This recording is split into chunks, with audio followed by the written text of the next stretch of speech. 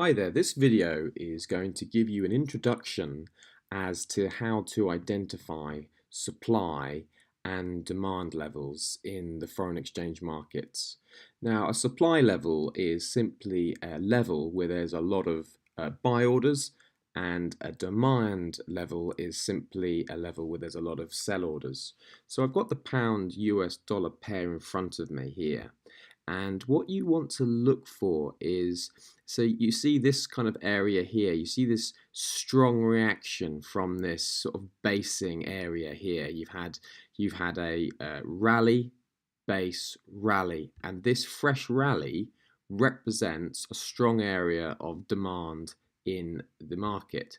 So what you would do to mark that demand level, you would just put a line on top of the candle previous to the strong reaction level and a line just underneath the bottom of the candle previous to that strong reaction. And then you can see here, this is clearly a strong level of demand in the markets. Now, if you go from left to right, you'll see over here, you'll see that there was some kind of reaction on this demand level. Now, that level was ultimately broken, okay? But what you see, the thing to realize is that that level would have been good, better as it were, for a quick return. So if there'd been a quicker return from here to that level, a lot of those orders that were there would not have been originally filled, and then when price returned, some of those outstanding orders would have got filled again, and price would have carried on. But if you go from left to right, what you see is this demand level here has been broken, and that's been broken by what now turns into a supply level, because that demand level was broken by this supply level. And you can see here that that level now offered a really good opportunity to go short, because the previous supply had been overwhelmed by the demand that was over here. Let's find another example. Let's find an example of a supply level. So again, you want to look up to the top of the chart. What you see is you see a strong selling action coming off of this kind of candle here. You got one, it's a little, ignore that one because it's really just a Sunday open candle. Two, so you go, okay, straight away that this is a good level of supply. And you can see that price did return to the supply level and broke it. Ultimately, that it was broken here, and again, this would have become a new supply level. So going forward, if you get price returning up to this level here, so let me just click. Price returning, that now becomes a new long-term supply level.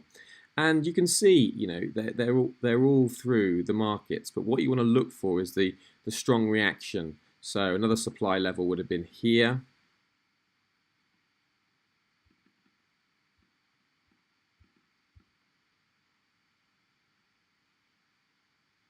And that obviously would have been, a confluence with the 100 moving average as well, which always adds to validity of setups when you've got confluence of technical factors coming together. But again, that's another supply level there. So you look through the markets and look for these strong reactions. Now, obviously, they don't always work out, but once you've got a fundamental and a sentiment reason for your trade, like why that was a supply level or a demand level, you're going to know which ones are more valid than others.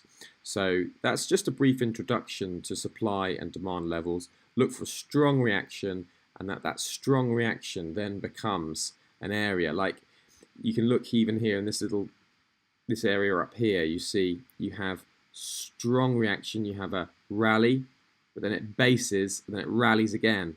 So from really, if you ignore that Sunday candle, so you've got the base, and you've got a rally, and you've got a little level there again, and that demand level was broken. And when a demand level is broken, you look to see what broke it, and what broke it was the supply level up here. Okay, so that then becomes the new level of supply, and then kind of the supply is in play when the latest demand got broken. So you just keep playing these levels and see what's going on. Okay, that's a little introduction to supply and demand levels, and I hope you enjoyed that video. Thank you.